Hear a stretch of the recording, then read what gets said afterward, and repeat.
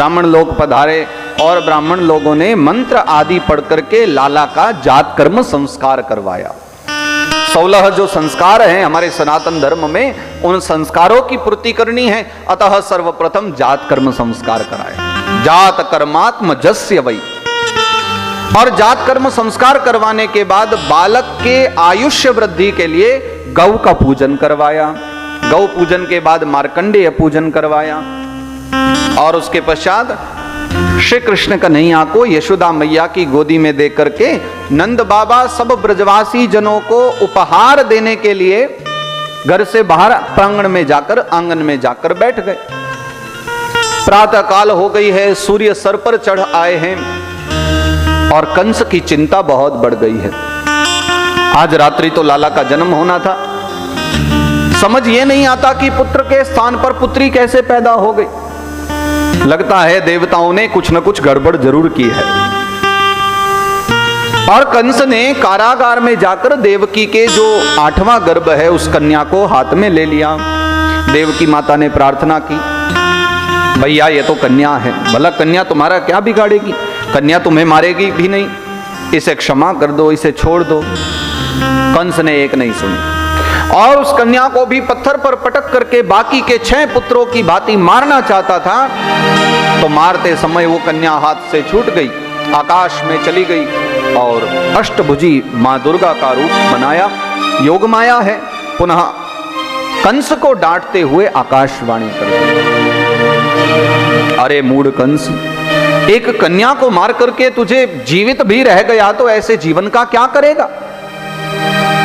तेरे जीवन को धिक्कार है, तूने छोटे छोटे 6 बच्चों की हत्या की है। शीघ्र ही तेरे अपराध का दंड तुझे मिलेगा। तुझे मरने से डर लगता है ना, अब और डरना सीख ले, क्योंकि शीघ्र ही तुझे मारने वाला आएगा, क्योंकि वो जन्म ले चुका है, उसका अवतार हो गया। और कंस ने ये सुना तो चिल्लाने लगा कि ये तो हमारे साथ चीटिंग हुई है, गलत बात है ना। बोला था कि यहां पर 8वां गर्भ आएगा, लेकिन वो 8वां गर्भ तो कहीं और चला गया। देवता लोग ऐसी गलतियां, ऐसा हमारे साथ धोखा क्यों करते हैं। इसलिए नारद बाबा ने, गुरुजी ने सही कहा था कि इन देवताओं पर कभी भरोसा मत करना, मेरी मृत्यु हो जाएगी। अब किस प्रकार चलूं, मैं कहां ढूंढूं अपने काल को। तत्काल सभा बुलाई गई, बड़े बड़े बुद्धिमान लोग बैठे हैं सभा में। कंस ने कहा कि मेरा काल जन्मा है, बताओ उसे कैसे ढूंढा जाए।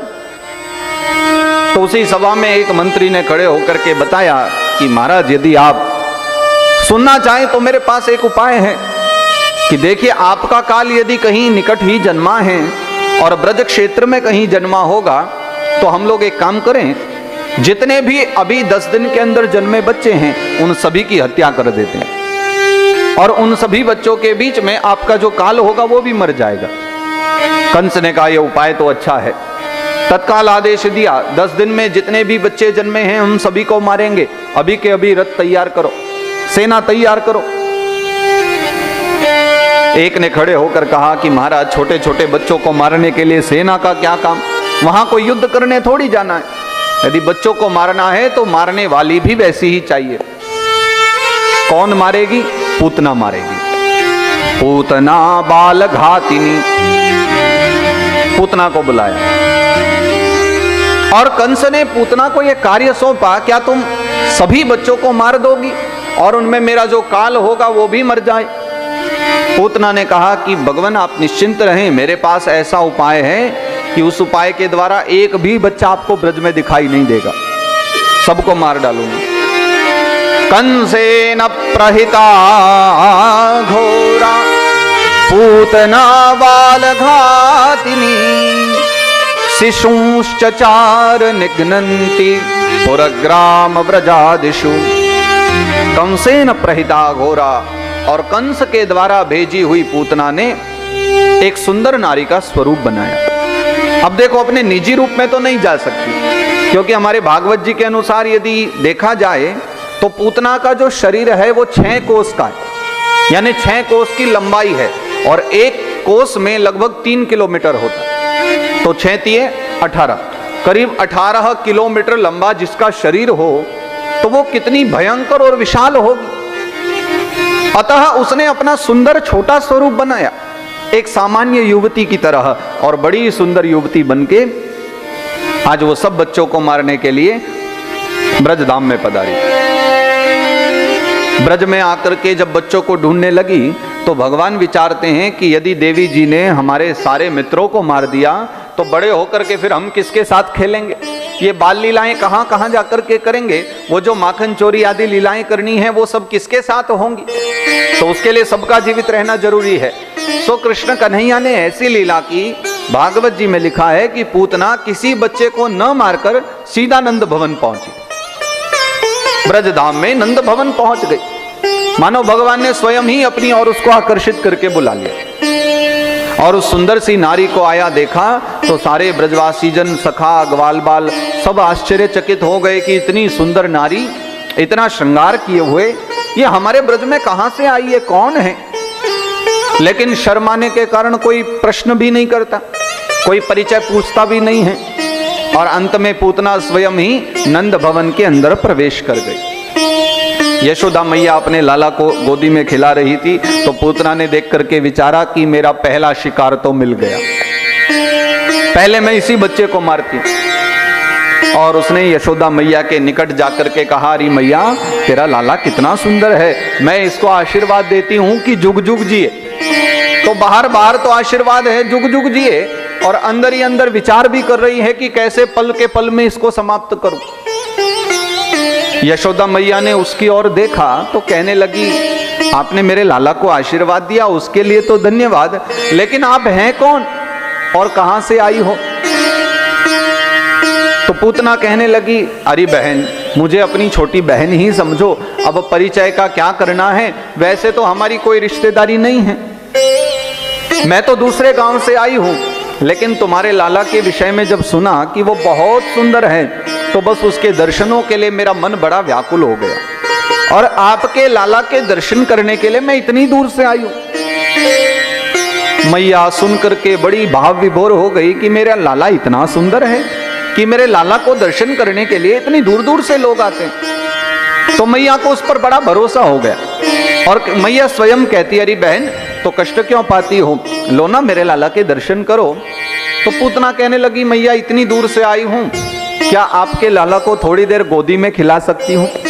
और भोली भाली मैया ने कहा कि क्यों नहीं खिला सकती, लो ना ये आप ही का तो लाला है, आपका आशीर्वाद है, इस पर आपने इसको आशीर्वाद दिया है, लो खिलाओ।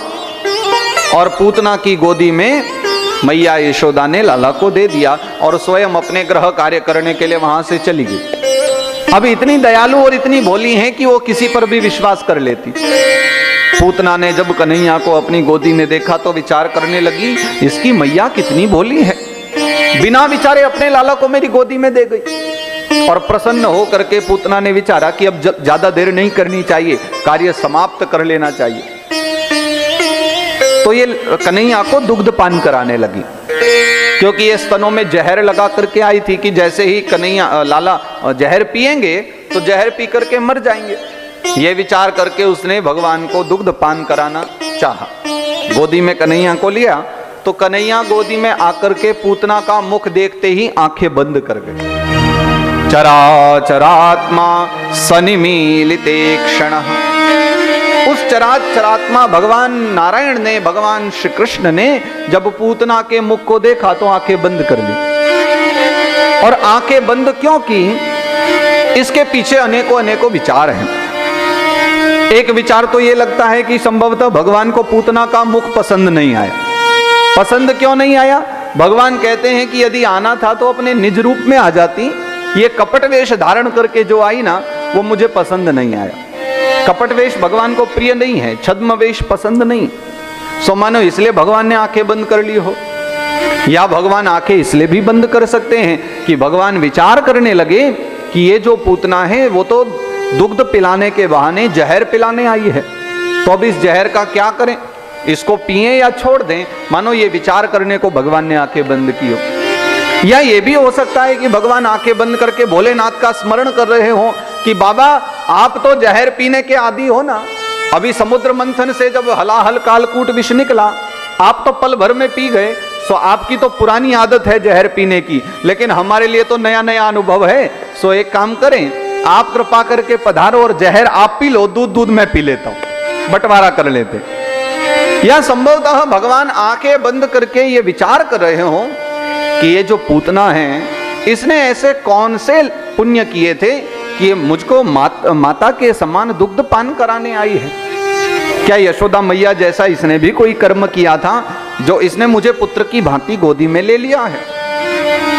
तरह तरह के भक्तों के विचार भिन्न भिन्न प्रकार के हैं। चराचरात्मा सन्मीलित एक क्षण कन्हैया ने आंखें बंद की और उसके पश्चात पूतना का दुग्ध पान करना प्रारंभ कर दिया। कहते हैं कि महाराज बलि के यहाँ जब वामन भगवान पधारे और वामन भगवान को देख करके राजा बलि प्रसन्न हो गए, कह दिया कि यदि वटोसी वांछसी तत्प्रतीक्षम में, मांगो क्या चाहिए, राज्य भी मांगोगे तो दे दूंगा, धन संपत्ति वैभव जो चाहिए सब देने को राजी हूं। तो भगवान वामन के दिव्य स्वरूप को देख करके बलि की जो पुत्री है रत्नमाला, उसने मन ही मन भगवान को प्रणाम किया और कहा कि प्रभु इतना सुंदर वटुक वामन यदि मेरा पुत्र होता तो कितना अच्छा लगता, मैं माता के समान उसको दुग्ध पान कराती।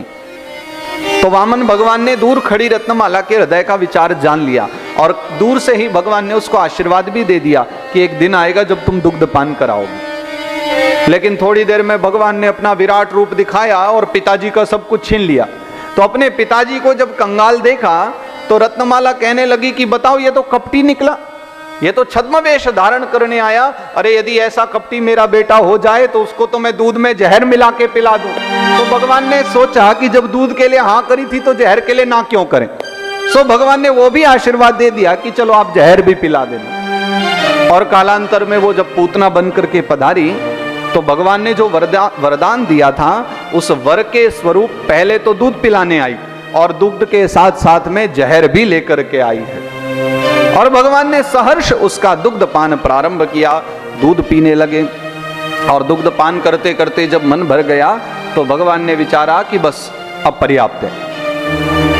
और तब तक पूतना ने भी विचारा कि बड़ी देर हो गई, ये तो इतना भयंकर विष लगा करके आई थी कि इसके जैसे बच्चे तो हल्का सा सूंघ भी ले तो मर जाएं, और ये इतनी देर से दुग्ध पान किए जा रहा है, ये मरता भी नहीं है, ये क्या आश्चर्य है। तो उन्होंने विचारा कि चलो थोड़ा सा दूर करूं इसको। और जैसे ही कन्हैया को दूर करने लगी तो कन्हैया मन ही मन कहने लगे कि बताओ, पहले माताजी बनकर आई और स्वयं मुझको गोदी में उठाया, दुग्ध पान भी कराया, क्या ये नहीं जानते कि ईश्वर एक बार जिसको शरणागति दे देते हैं फिर उसको शरण से दूर नहीं जाने देते। यदि हमारी शरण आने के बाद भी तुमको कंचक की सेविका बनकर के रहना पड़ा तो फिर हरि शरण आने का क्या लाभ रहा। अब ये शरण छोड़ करके जाने की आवश्यकता नहीं है। और पूतना बारंबार प्रभु को अपने से दूर करना चाहती हैं, लेकिन ठाकुर जी ने पूतना के प्राणों का पान करना प्रारंभ कर दिया। दुग्ध पान कर लिया, विष को छोड़ दिया और उसके विष के पश्चात प्राणों को पीना प्रारंभ किया। और जब पूतना के प्राण निकलने लगे तो पूतना छटपटाने लगी। सा मुंच मुंचालमिति प्रभाषिणी, अरे मुझे छोड़ दो, मुझे छोड़ो, मेरे प्राण निकल रहे हैं, मैं मरने वाली हूं। भगवान श्री कृष्ण मुस्कुरा रहे हैं, उसके प्राणों का पान कर रहे हैं। मरते समय असुर का अपना जो निज रूप प्रकट होता है वो जान करके पूतना वहां से बाहर निकल गई। और जब दौड़ करके जाने लगी बाहर नंद भवन से तो कुछ लोगों ने उसको देख लिया। अरे ये हमारे कन्हैया को लेकर कहां जा रही है। दौड़ करके सब गए, मैया यशोदा को कहा, मैया देखो तुम्हारे लाला को लेकर कोई राक्षसी जा रही है। और देखते ही देखते पूतना ने अपना विशाल 6 कोश का रूप धारण कर लिया। वो 18 किलोमीटर लंबा शरीर प्रकट हो गया और भगवान ने जब उसके प्राणों को पूर्ण रूप से पी लिया, वो निश्चेष्ट हो गई, प्राण निकल गए, धड़ाम करते हुए जमीन पर गिरी। और जैसे ही गिरी तो कंस का एक बगीचा था, बहुत ही सुंदर बगीचा, जहां वो किसी को नहीं आने देता था। तो पूतना के गिरते ही वो सारा का सारा बगीचा उसके नीचे दब करके नष्ट हो गया, समाप्त हो गया। भगवान श्री कृष्ण पूतना के वक्षस्थल पर दुग्ध पान करते हुए अभी लेटे हैं। दौड़े दौड़े सब ब्रजवासी जन पधारे और ब्रजवासी ने आकर के जब देखा तो दौड़ करके कृष्ण कन्हैया को पूतना के शरीर से उठाया। नंद बाबा ने आकर के उसका परिचय दिया और फिर पूतना का अंतिम संस्कार करवाया। और भगवान को लेकर के मैया यशोदा रोते रोते नंद भवन में आई। और विचार करने लगी कि आज मेरे लाला को नजर लगी है, आज मेरे लाला का अस्पृश्य हो गया है, आज मेरे लाला को पूतना नाम की एक राक्षसी ने स्पर्श किया है, तो ये बहुत बड़ा अपशकुन है। मैं अभी अपने लाला को शुद्ध करूंगी। और एक बढ़िया चांदी की परात लेकर के उस परात में अपने गोपाल को बिठा करके मैया ने गुलाब वाले जल से, सुंदर जल से लाला का स्नान कराया, मंत्र पढ़ते हुए। और मंत्र कितने प्यारे प्यारे हैं कि अव्यादजोंग्रिमणिमान स्तव जानवथोरु, भगवान का नामोच्चारण करते हुए, हे नारायण भगवान मेरे लाला की रक्षा करना, हे गोविंद भगवान मेरे लाला के मस्तक की रक्षा करना, हे केशव भगवान मेरे लाला के माथे की रक्षा करना, हे विष्णु भगवान मेरे लाला के उदर की रक्षा करना। भगवान के ही नामों का उच्चारण करते हुए भगवान को ही स्नान कराया। और मैया यशोदा ने जब ये स्नान कराया तो देख देख करके कन्हैया बड़े प्रसन्न हुए। चारों ओर गोपिकाएं बैठी हुई हैं और लाला को स्नान करते हुए देख करके उनके माथे पर जब जल गिरता है और जल की वो तरंगे धारें कन्हैया के शरीर पर आती हैं, तो वो देख देख करके गोपिकाओं के मन में एक बात चलती है कि हे नारायण, हे प्रभु, हे विधाता, यदि कभी हमारे भी घर में बालक हो ना तो कृष्ण कन्हैया जैसा ही हो, हमारे कन्हैया ही हमारे पुत्र रूप में प्राप्त हो जाएं। और इनकी सेवा का जो अवसर माँ यशोदा को मिला है, यही अवसर कदाचित हमको भी मिल जाए। और कन्हैया के रूप को देख देख करके, उनके श्रृंगार को देख देख करके वो सब ब्रज गोपिकाएं भाव विभोर हो रही हैं। और इधर मैया स्नान कराती हैं, उधर सब लाला का गुणानुवाद कर रही हैं। हे कृष्ण तेरे नाम पे